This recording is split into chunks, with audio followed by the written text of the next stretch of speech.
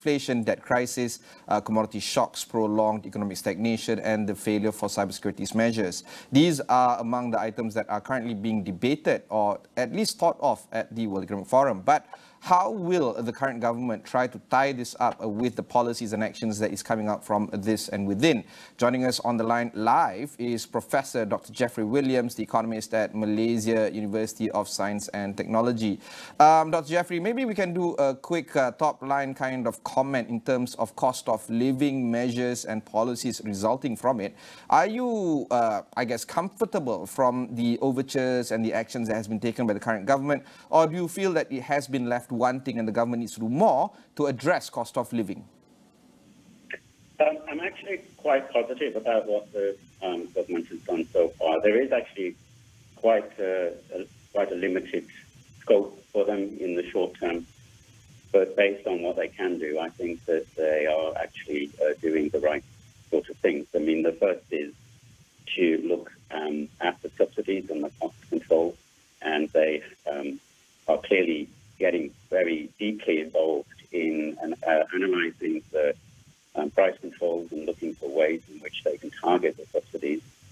My view is I think that they won't be able to do that very successfully because it is just very difficult to target subsidies. So apart from petrol and utilities, it's very difficult to find ways successfully to target subsidies on people who need it most, but at least they're having a go with that. One of the key things that they've done in terms of utility prices will help, for sure, to slow the rate of growth of prices, to slow inflation. And it's going to make life very much more affordable to 98% of all businesses, actually, because tariffs are fixed for SMEs and they account for 98% of all of the businesses and, of course, all of the households. So that will help. I think that the improvements that they're making in terms of supply of particular types of food, particularly eggs, opening up the import markets, and also we're trying to address issues of cartelization and monopolization and create more competition in the market. All of this is good. And the cost of living, of course, is not just a question of prices. Cost of living is also a question of income. And one thing that the government can do in the short term is to help people with their income. And I think it'll be today, actually, that people will be receiving the new version of the Pantau scheme, whatever is the name of that. And that will help very many people, 8.7 million households, 8.7 million recipients who are going to have that in their accounts directly today in order to help them with cost of living issues. So in the short term, I think the government is doing everything it can. But of course, the big issue is long-term. Long-term supply-side reforms, improving the supply of, particularly in the food markets, removing cartels, creating more agility and competition in the market. That's going to be a bigger challenge. But I think it's certainly on the agenda. Okay, so you've touched on a few issues. Let's try to address one by one, of course. Let's talk about the fuel subsidy right now, because under the retabling of the 2023 budget that is going to take place less than a month from now, on February 24th, a lot of eyes are on in terms of how the government is going to address this. The last time I checked, it was 49 billion ringgit in terms of fuel subsidy based on last year. Total subsidies amount to about 80 billion ringgit based on the last pronounced amount. However, some speculation has reached above 100 billion ringgit. Based on our conversations from previous experts and previous economists, they argue that the dividend that has been given by Petronas last year is enough for them to try to do it again this year. We're looking at 35 billion ringgit budgeted from Petronas to give dividends. Do you feel that this is, number one, sustainable? Or number two, do you feel that this is enough for them to manage the current fuel subsidy for the rest of 2023? Where do you sit on this, Dr. Jeff? Well, the fuel subsidy exploded, through the roof because global oil prices rose. I mean, they rose tremendously. I mean, from 2020, they were about $20 to $30. And by the middle of last year, they've gone up to $120 to $130.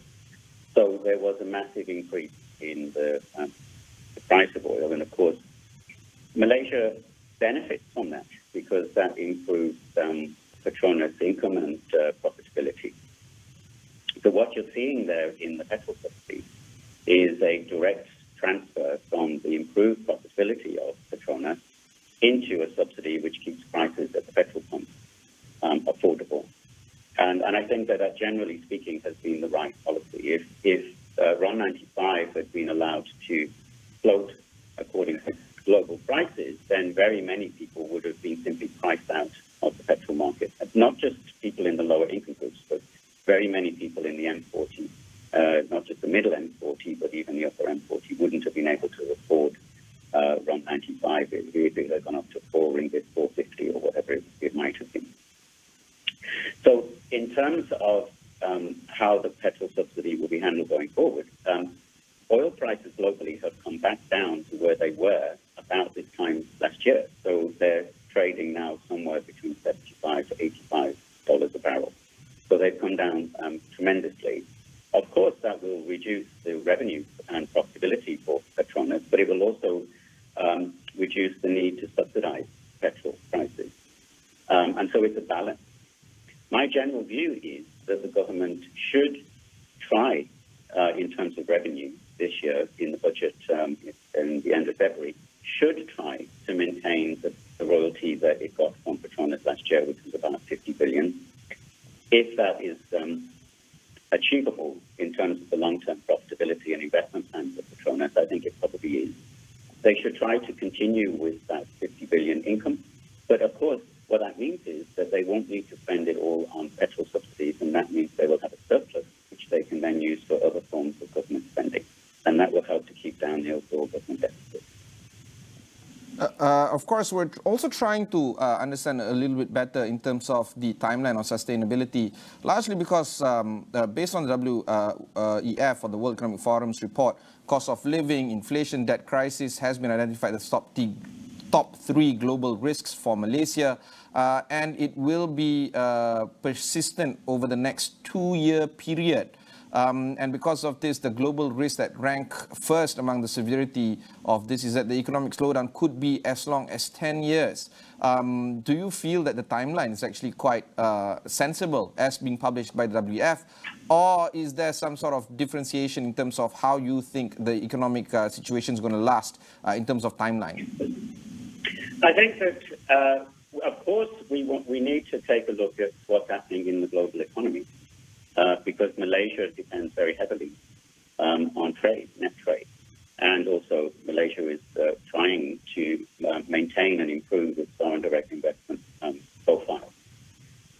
But we should also remember that even during the worst time of the last 3 years, when we saw massive contraction in the global economy, Malaysia was still able to maintain a trade surplus. So although it's very important in terms of total overall GDP growth, I think that actually Malaysia is quite resilient to a global economic slowdown. My view is, and I think this is supported actually by forecasts from other international organizations like the IMF and the World Bank, my view is that the global economic slowdown is really a developed economy issue, and that Asia in particular and ASEAN in particular will be relatively protected from that slowdown. And now that we are seeing that China is opening up, China is a big engine of the economic activity for Asia and also ASEAN, where Malaysia is trading most. And I think the opening up of China will help in terms of that rather gloomy forecast that we've had for Asia growth, because I think a lot of that negativity was those forecasts were made before we knew really about the China opening up, and I'm more confident that when China opens up, when that becomes more assertive in the course of the next few months and quarters, that will help. That will be a very positive help in terms of regional growth, and it's really regional growth that Malaysia relies upon. So there are risks for sure, but I think Malaysia is relatively protected.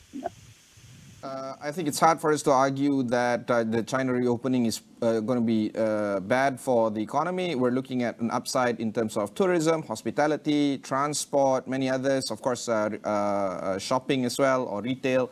But the risk of COVID-19 is actually ever persistent. How do you think it's going to pan out when it comes to economic growth and prosperity versus that of the rising risk of COVID-19? I think that we're in a very different scenario for COVID this time.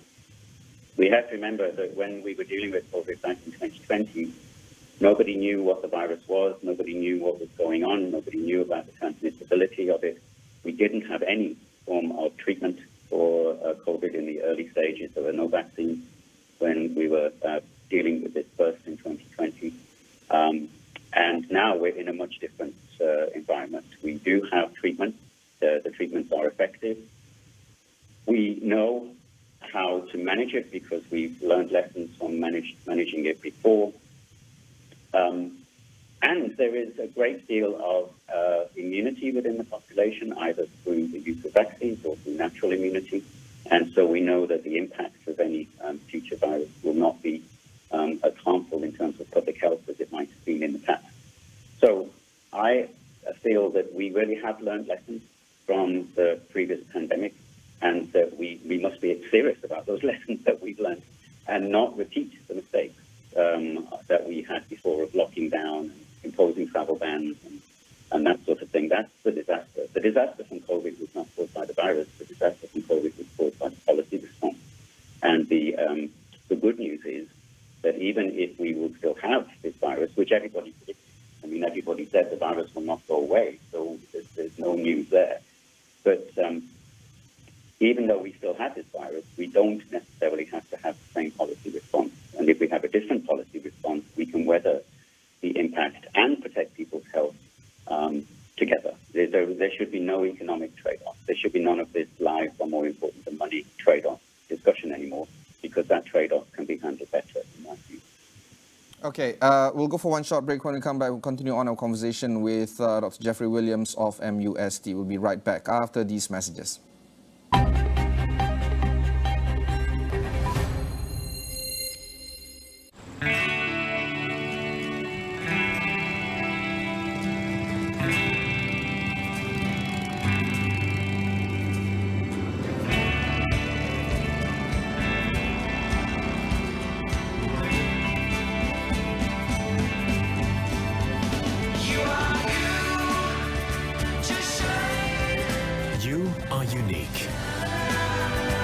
As a bank, it's what drives us to do right by you. Kematian akibat komplikasi demam denggi dilaporkan meningkat 3.5%. Perkembangan situasi semasa. Bagaimana sebenarnya selepas ini mereka ingin meneruskan kehidupan seperti biasa? Susah sikit lah nak balik rumah. Setiap suara pasti didengar. 66 rumah atas air terjejas dengan 3 daripadanya hampir roboh. Mereka ini telah berpindah ke rumah saudara mara yang terdekat. Ikuti segalanya hanya di AWANI 745.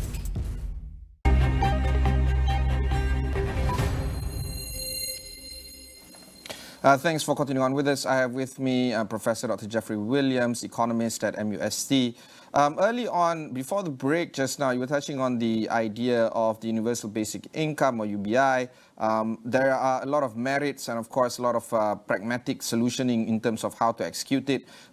If you were to do it, Dr. Geoffrey, maybe you could explain how this could be done effectively in this country. Well, we're actually seeing it in a way, because the Bantuan schemes are a form of universal basic income. They're not a particularly good form, but I mean, they're actually just a form of cash transfer. The way that you make it into a universal basic income and have more impact is, firstly, you change from the 1 or 2 distributions per year into a monthly distribution.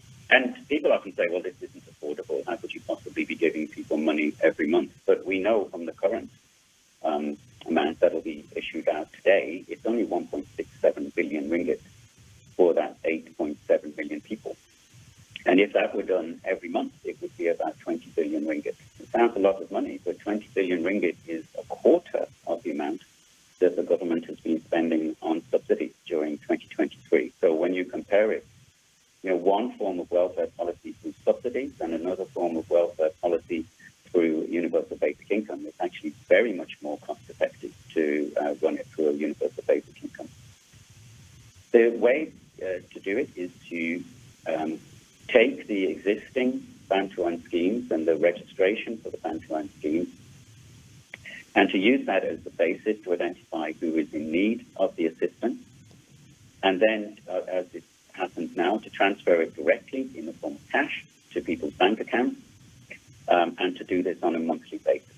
Now, going forward in terms of development of the scheme, we should broaden it out so that it wouldn't be just people in the B40 who became eligible.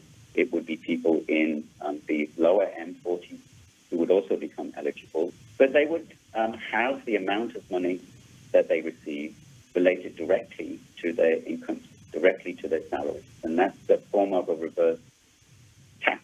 It's a tax credit. So when you do that, you can start to deal with it not just through the Bantuan registration process, but also through LHDN. And so instead of paying tax every month, you would receive a tax credit. Now, I am very happy to concede that this is a long-term structural change. But what I do think is important for us to understand is that we can take the first steps now. So we already are seeing this first payment out in the first month in January, and I'm of the view that that can continue for the rest of the year. And over that time, we can improve the system to turn it into a proper universal basic income. After all, it was part of Barisan National's election manifesto. They called it an assisted basic income, and they said that their version of an assisted basic income would eradicate hardcore poverty. And they are right. It would immediately, well, not immediately, but in the space of a few months, it would eradicate hardcore poverty. And then once you have done that, you can then build on that to address the income needs that people have going forward. Because when we're talking about cost of living, we cannot continue in terms of subsidies and price controls because it's far too expensive, and it's also causing market distortions now, supply distortions. So we really have to try to deal with people's income and helping people to get higher income from multiple sources, and also assisting them in terms of income support. What is the reality of this being executed, Dr. Geoffrey? Because it's not, I wouldn't say it's radical, but perhaps it's not the way it's going to be executed the way you have elaborated it. On a scale of 1 to 10, what is the reality of this being done in this country? Well, last time we spoke about this, I remember we sort of felt that the reality on a scale of 1 to 10 was 0. But the reality now on a scale of 1 to 10 may not be in the upper range, but it's certainly not 0 anymore. And the reason I say that is, firstly, we have seen already, that they are starting with the prospect of direct cash transfers as a response to the cost of living problem. And secondly, it was a manifesto commitment to Barisan, which is part of the unity government, and there is the process to have a harmonization of policy proposals across the various manifestos, and this is a really very front and center proposal by Barisan. So I think that it's actually much more likely than it has been before, and I think it's particularly more likely that we will see this because it has been acknowledged that we cannot continue with the subsidy programs because they're too expensive. It's been acknowledged that we can't continue with the price controls because they're causing market distortion. So it's been acknowledged that we need to look for a different solution. And the only solution on the table, as far as I can see, is to a universal basic income scheme. So I don't know what they're going to say in the budget, but my advice in the budget would be move along these lines. We know it's not perfect to begin with, but we can start with monthly payments, and then we can improve it over time. And I think, this is a really, you said it's a radical change. It is a radical change, but it's also an exciting change. And if Malaysia were able to do this, it would really stand out globally as a country that is dealing with welfare issues through a structured reverse income tax or universal basic income, however you want to call it. Harking back to the WEF report in terms of the global risk, three items kind of pop up when it comes to global risks, but I don't know how this is going to be impacted or at least navigated in the domestic sphere. They are geopolitical, i.e. geo-economic confrontation amongst the major powers. I can imagine this to be, say, for instance, the Ukraine-Russia conflict or the Taiwan-China conflict and the likes. There's two others that are involved in terms of the long-term risk on the horizon, which is the human-made environmental damage and severe commodity supply crisis. Do you feel that Malaysia has a role to play when it comes to the three elements here, geo-economic confrontation, environmental damage, and severe commodity supply crisis? The short answer is no.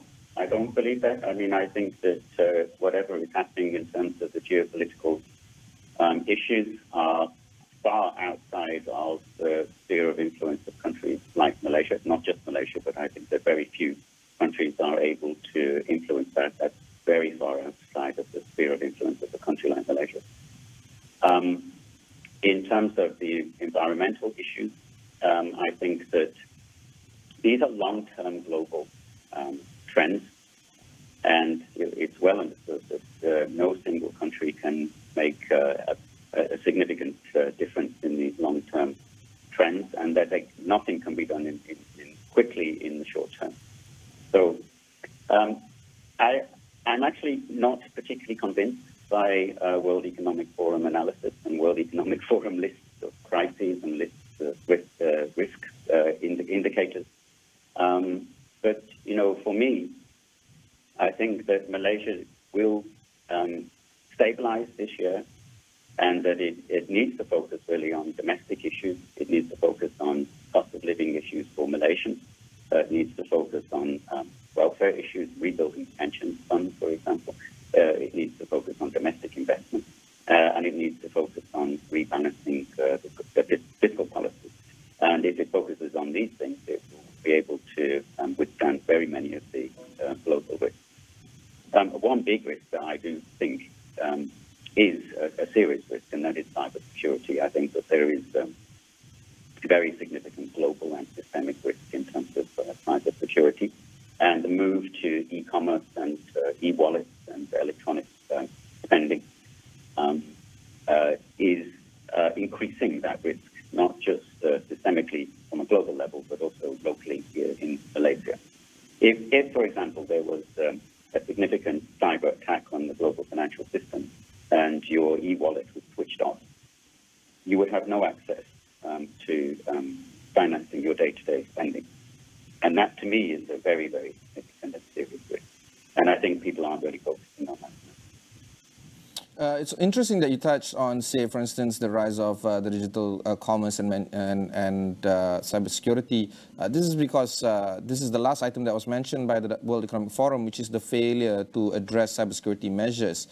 This, of course, has a direct impact in terms of how we do our work here in this country, considering that many of our small traders especially rely on online activities as well as e-commerce to do their work. Do you feel that the cybersecurity measures are actually being addressed or at least being looked at by both the government as well as the private entities here in this country? I think this. I mean, look, we are all using e-payment schemes of one form. I mean, I do it, you do it, everybody does it. I mean, I swipe my card all the time. And we do that because it is very convenient. The traders, as you say, whether there's petty traders or even large companies, everyone is moving to it because it is convenient, and we're even putting it on our phone and all of this sort of stuff. And there is a huge benefit to that. It does have a massive convenience effect. But what I think we need to do, without discouraging the positive elements of e-commerce, we need to make people more aware of the risk. I mean, just yesterday, one of my friends was telling me that his e-wallet had been scammed. And there was quite a discussion amongst my colleagues about, yes, they've heard from this person or that person that it's been scammed. So I think people need to be much more aware of that, and they also need to know what they have to do if that were to happen, and of course they need to know how to protect themselves against that. So it really is a balance. So my view is that we need to raise awareness of that much more.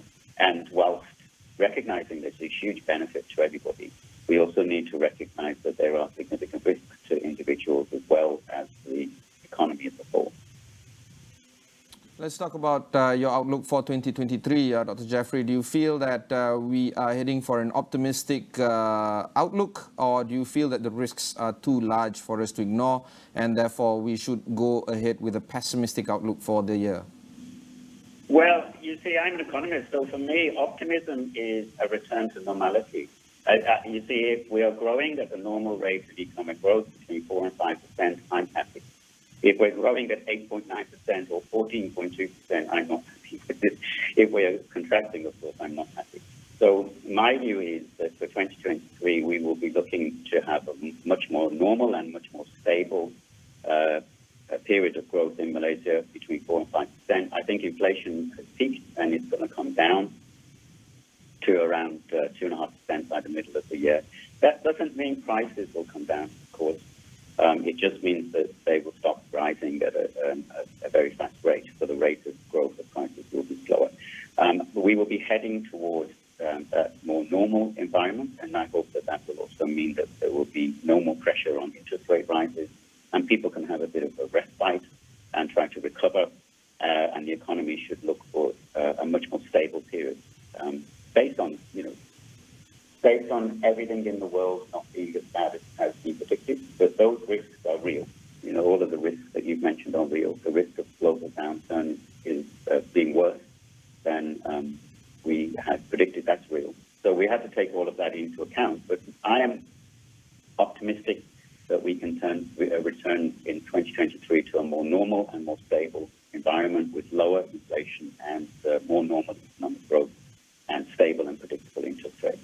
And that is the environment in which businesses can grow sustainably over time, and then jobs will improve and incomes can improve. And that's really what makes me happy as an economist.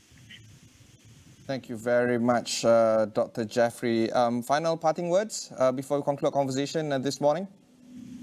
I think we're just looking forward to the budget.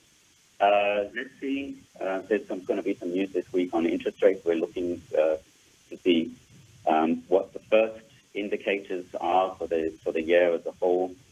I'm quite optimistic about seeing a more stable budget, and I'm looking forward to seeing a reform agenda introduced. Reform agenda. Very, very key and critical. Of course, that is part of Datuk Sri Anwar Ibrahim's tenet in terms of trying to execute this administration. Thank you for taking the time to speak with us. That was Professor... Thank you. That was Professor Dr. Geoffrey Williams, the economist at Malaysia University of Science and Technology. Do stay on with us because we are going to continue to unpack some of the items that is going to take place this week. The most important thing that we need to look at, of course, is the World Economic Forum. Our colleague Haris Ashraf Hasnan is currently in Davos trying to unpack the kind of conversations there. It is going to be broadcasted on Niaga AWANI, that as weekdays every 9 a.m. And of course, I'm going to be carrying on forward in terms of some of the conversations on my own show, Notepad with me, Ibrahim Sani, over at Astro AWANI on weekdays at 10:30 p.m. Of course, if you want to watch these kind of shows online, it is also available on all Astro AWANI platforms. But for now, we take a short break before we continue on with some of the programming here at Astro AWANI. My name is Ibrahim Sani. Have a good one.